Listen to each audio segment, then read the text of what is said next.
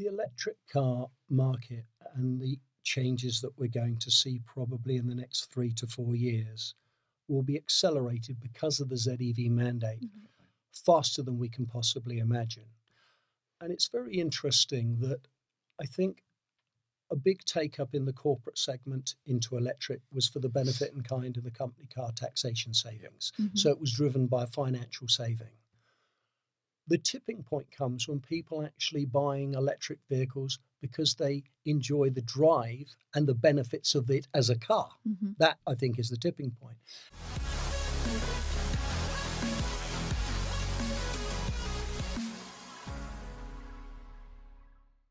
Hello and welcome to the Armchair Show. I'm your moderator, Tanisha, and I'm so thrilled to have you guys here with us today. Today I'm joined by two fantastic guests, and I guess we'll kick straight off with intros. So if you could say who you are, what you do, and where you're from, that would be wonderful. I'm Tony Roberts. I'm from Horizon and Magna Motor Company. We're based in Poole in Dorset, and we have dealerships going from sort of Southampton in the east, Salisbury in the north, down to Yeovil in the west. Fantastic. Hello, I'm Jason Pickerill from All Electric Garages Group. We're a Midlands-based dealer group. We've got a couple of Hyundai sites, a motorhome business, Skoda After Sales, and KGM. Perfect. And I'm going to get straight into it, really, and ask, why do you guys do what you do? I think I'm too old for a paper round.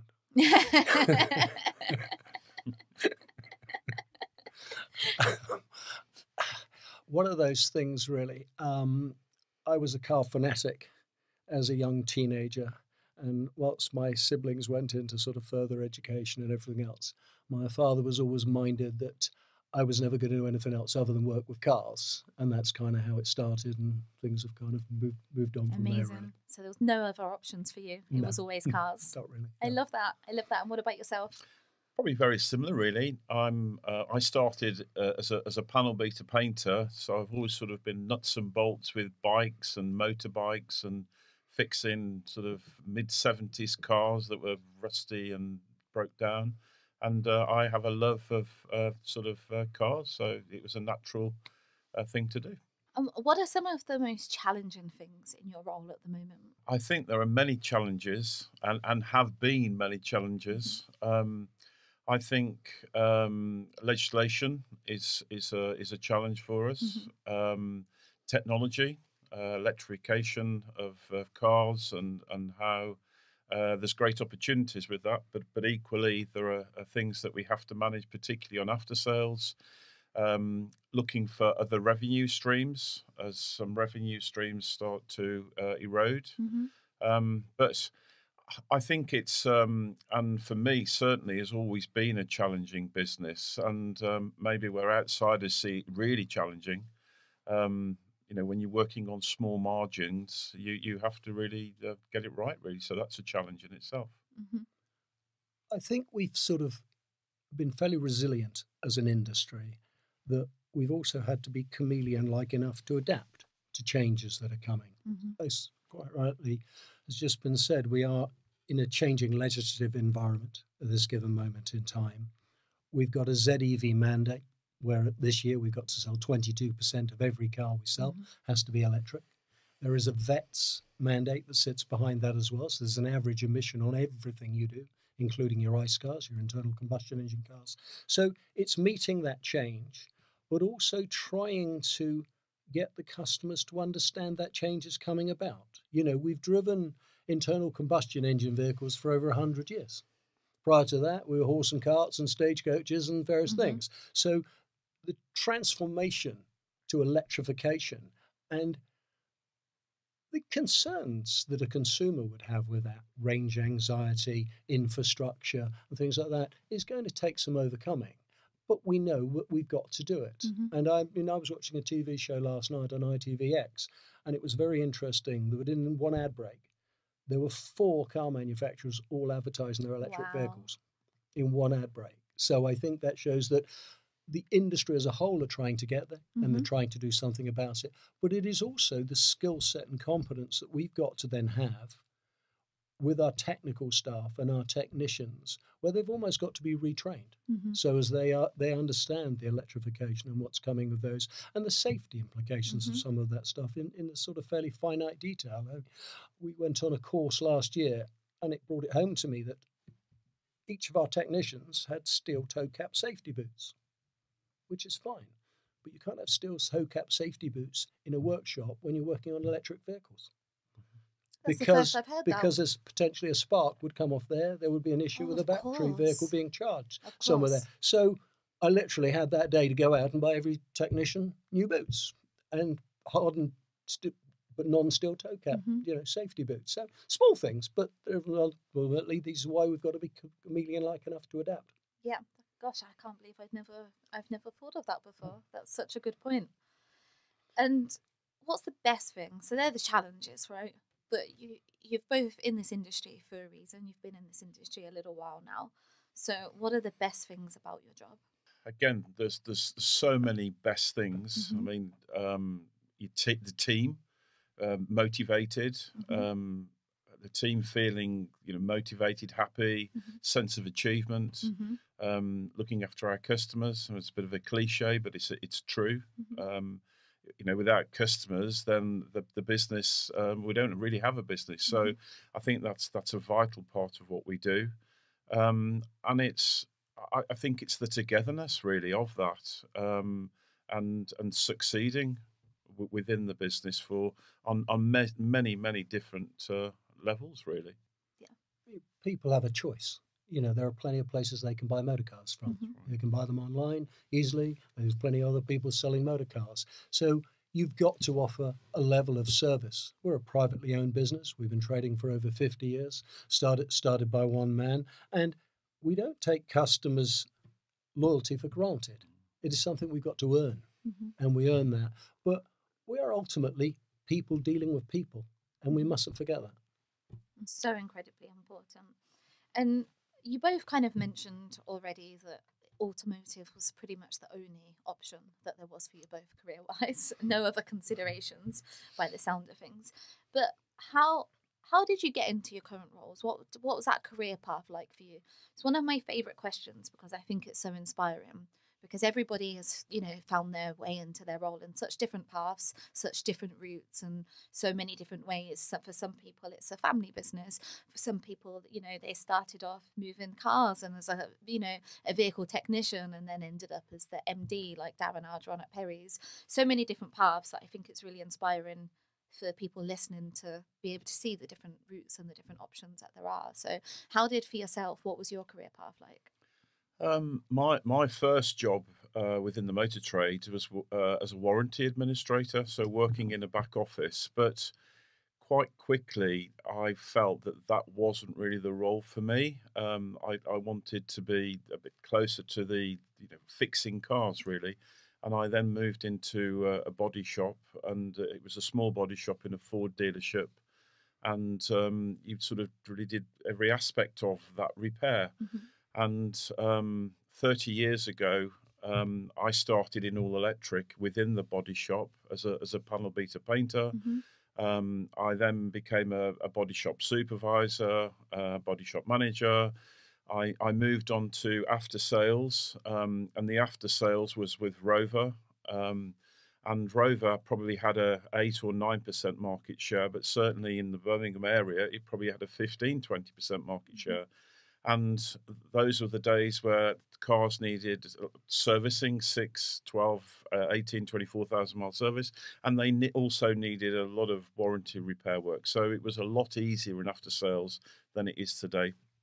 And then an element of sales and general management, and then a director. And about 8 or 9 years ago, I became managing director. So I didn't think I ever really set out to be a managing director. I was just happy to be working and developing my skills, really. Fantastic. But it's an exciting path.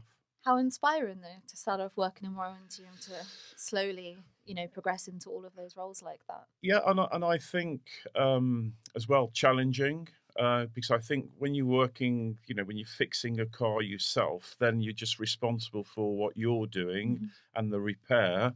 And then when you become responsible for other people, it's making sure that everybody's working in the same direction and the same way, and the same culture Mhm. and the same values, and instilling all of that and trying to run a business to make money is it can be tough at times, Absolutely can but be. very rewarding though. Yes, very rewarding. Very rewarding. And what about yourself? Well, I did my apprenticeship originally with Ford Motor Company. So, from 16 till just past my 20th birthday, and got to the point where I wanted to buy a house and needed a little bit more money. People have said to me, am I motivated by money?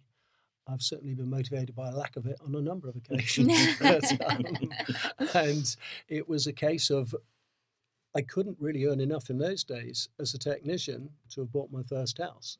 So I kind of came up with this plan that I'd move across to sales, because that seemed a far easier place to earn money. They all sat around in suits all day drinking copious amounts of coffee, I thought, and what could be easier?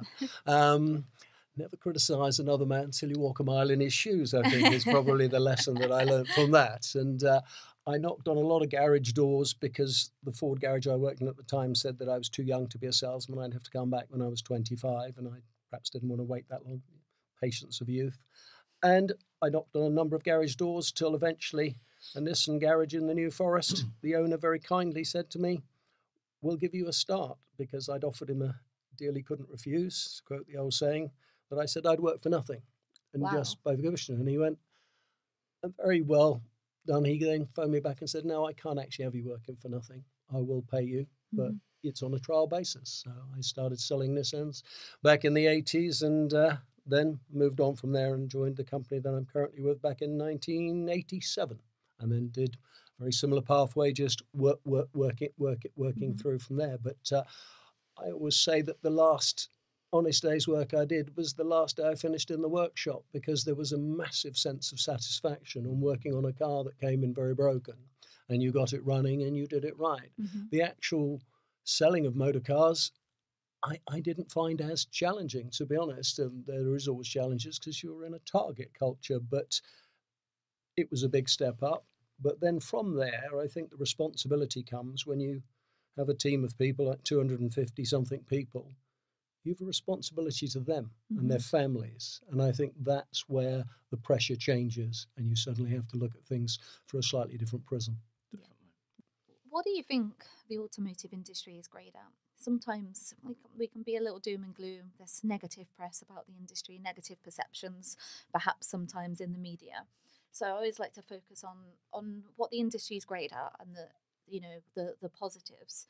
So what are the top things that you think is really wonderful and fantastic in this industry? I think certainly for me, we're a family business. We have very low staff turnover. So I think certainly from a repeat customer perspective, I think it's really important that customers at all levels feel at ease. Um, they feel that they can trust us, because they most definitely can.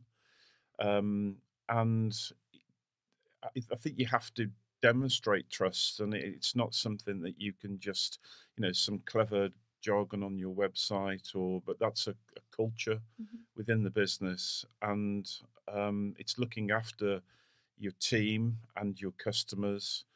And I think the industry, like many different industries, has got sometimes perception where people can't be trusted, and customers aren't really looked after.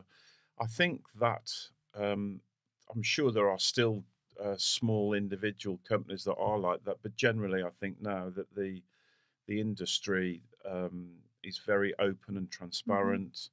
I think the customer is most definitely more in control and more knowledgeable now than they've ever been, because the information that they have at hand, before they even walk into a dealership. I think that the customer just needs some assurance that what they're thinking of doing is the right thing. And I think if we can give them that assurance, then we've done a really good job. Um, and I think that really is a real positive about certainly our business. And I think sometimes when you look at sort of larger groups, um, it can be that's where we've got the advantage really. So I think you always have to be optimistic. Um, and I just think as well from the previous subject we talked about, it's when you fixed a car, you do get a great sense of achievement that you've actually done something, and when you go home, you felt that you've had a really good day.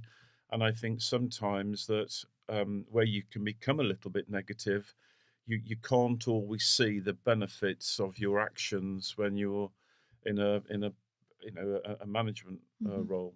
But I think there are many positives that we can draw from the business we're in. Absolutely. I think the digital age that we're in now, the customers' skill and understanding of the research that they've done when they come into us, they're much further into the journey than they would have been 10, 15 years ago. So they know a lot more about the motor cars, and we need to keep with that. They also know a lot more about you. They've looked at your judge service scores. They've looked at your Google scores. They've seen when you were established. They've looked at your website. So I think that a tremendous amount more research has been done before that customer gets to us.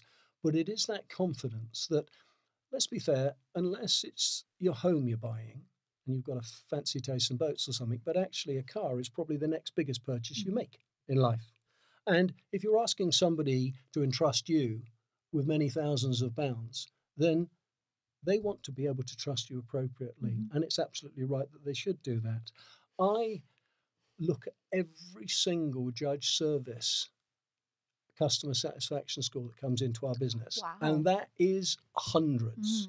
And every single one I respond to, and every single one Yourself, I, you yeah, respond. personally, and every single one I speak to, whether it be a salesperson, a service advisor that has dealt with that customer, and if there is an issue, and we put our hands up, but sometimes there is, we do absolutely everything we can to resolve it. Because if I look at some of our customer relationships, they go back decades. Literally yesterday, one of our dealerships, Christchurch Mazda, was taking in a vehicle from a customer. That man, I first came into contact with, and this is what I said, in 1987. And he's been buying cars off the business since 1987. Well, then that's what happens if you look after to a customer. But That's incredible. you don't always get it right. That's incredible to be buying cars for the same company since 1987. Yeah. It's special, isn't it? It is. There's not many businesses that can achieve that again, loyalty. Yeah, it gives you a very warm feeling. It does. Yeah. So scarily, we are getting towards the end of 2024. I don't know where it's been. I feel like I've blinked and it's disappeared. So moving into the new year, into 2025, where do you think the industry needs to be focused, be planning? Any advice to anybody listening of what they should really be planning for and focusing ready for the new year? I think certainly the industry's focused on battery electric vehicles. The percentage of their volume next year is greater than in 2024. Fortunately for ourselves, the brand that we have has a good range of electric vehicles. I think previous sales have been more led into the fleet, the company purchase for the benefit in kind, and the focus really needs to be with the retail customer. I think we touched on it earlier, where I think the product, and all products, not just the ones that we sell, but generally electric cars per se, are very good. It's overcoming the range anxiety, and also the infrastructure really does need to improve. I think that the government could be more supportive, but it looks like they've had the chance to be supportive, and that isn't going to happen. So it really is down to the manufacturer, and then more importantly, the dealer, to have the confidence and the knowledge. And for it to be really easy for the customer to make that transition into a new product. The electric car market and the changes that we're going to see probably in the next 3 to 4 years will be accelerated because of the ZEV mandate faster than we can possibly imagine. And it's very interesting that I think a big take up in the corporate segment into electric was for the benefit in kind of the company car taxation savings. So it was driven by financial saving. The tipping point comes when people actually buying electric vehicles because they enjoy the drive and the benefits of it as a car. That, I think, is the tipping point. Now, interestingly enough, I had a lot of my colleagues in the business coming to me saying, Tony, I'm paying this much in company car tax. Can I have an electric car? So I went, yeah, have an electric car, have an electric car. Admittedly, some self-interest there because I had a number of electric cars that I was being asked by manufacturers to put on. So in truth, they were pushing an open door in that request. But the interesting point about that is, and I do pay very close attention to it, I've asked any of them, now you've had the electric car, how have you got on with it? Not one single one of over a dozen people has said they would want to go back to an ICE car, having had the electric car. They haven't had the infrastructure problem. They've all downloaded Zap Maps or whatever it might be, so they know where all the charging points are. They charge them up at the dealership on our bill, our electricity of the day. I notice the charging points that we have at the dealerships. But I think once you get that is on the desired list because of the drivability, the usability, and the low cost of ownership, I think that's when the scales tip in favour of electric. And I don't think we're that far away from that. What do you think's missing in order for that final tipping point? I think there needs to be a price parity situation, because if you look at certain manufacturing partners that we have, and if you look at very similar products and say, well, the electric car is carrying an £8,000 to £10,000 premium above the ICE car, that's a lot to ask somebody to expend. Once you've reached price parity, which certainly some of the Chinese brands have definitely achieved, and I think that's the pressure that they will put on the legacy manufacturers that need to catch up in zero-emission vehicles. Once they've got that volume and they've got the electric cars, that if you go into a showroom and say, well, there's an ICE car there, a self-charging hybrid that is that much, and the electric car next to it is exactly the same price, I think there will be a much bigger take-up of the electric car because of that. But I do understand that the cost of manufacture, the cost of battery technology hasn't quite allowed them to get the manufacturing cost of the electric car to be parity with the ICE car at this moment. But that will come. And other than price, are there any other kind of pain points that you typically see with customers that are maybe a bit nervous to buy an EV, not sure if it's right for them, that you think that as an industry we can do a little bit better to guide, support, give that knowledge? I think it's change, isn't it? So maybe from petrol to diesel, from diesel to hybrid to plug-in hybrid. And I would agree with what Tony has just said, that when you've actually experienced and driven an electric car and you don't have to go to a petrol station to put fuel in it, so you can charge it at home, you can charge it at work. The driving experience in terms of the quality, it's quieter.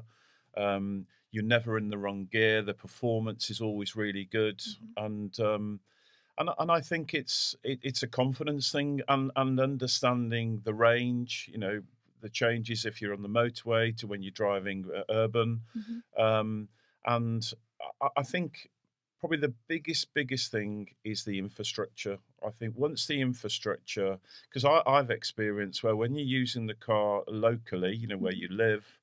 You know where the chargers are, you know which ones work, which don't work. You can charge at home, so you've got that security. When you make a journey to London and you're sort of planning to stop off on the M40 and use a particular charge point, and two are working and one of the two, both people on, you've got to wait, then it can put you off. But I think I've certainly experienced in the last 6-8 months where there are a lot more fast chargers, and therefore you get a fair bit more confidence to go a little bit further in the electric car. So I think it's just the confidence. And I think dealership staff now, having used the car, are a lot more confident. And I think that confidence portrays when you're talking to somebody. And there is an educational process that goes with there, because a lot of people think, and I suppose we're all guilty of it, we charge our mobile phones up till they're at 100%. You know, my wife has a paranoia if her mobile phone's less than 50% charged. It's as if there's a panic going on in the house and who's arguing over the lead. But actually, if you look at the time that it takes to charge an EV from 20% to 80%, that's usually more than enough that you need to carry on doing what you're doing till you want to charge it up outside your house overnight. So there is no reason to take it to 100% charge. 80%, if you've got one that does 250 miles, is going to take you 200 plus miles. So that's probably more than the journey that you would be making in the car. So I think that's an educational thing. But as confidence increases with cars, range anxiety will diminish. Does your wife have an EV? Is she in panic about the car and the phone and everything? She would actually be the world's best EV buyer. But the last time she changed cars 2 years ago, and I tried to get her to go, oh, no. Well, she did 3,000 miles in her car last year, and she hardly leaves the borough of Bournemouth. So I don't really know. She'd be the perfect person for an EV, but I can assure you that the next one she will have will be an EV. Then you'll hear about her phone battery and the car. You're right. Absolutely right. Fantastic. Thank you so much for your time today. That's flown by. I'm so glad I timed these episodes, because I don't know where the last 30 minutes have been with us talking. That's flown by. Thank you so much for joining us today. My pleasure. Thank you very much. Thank indeed. you.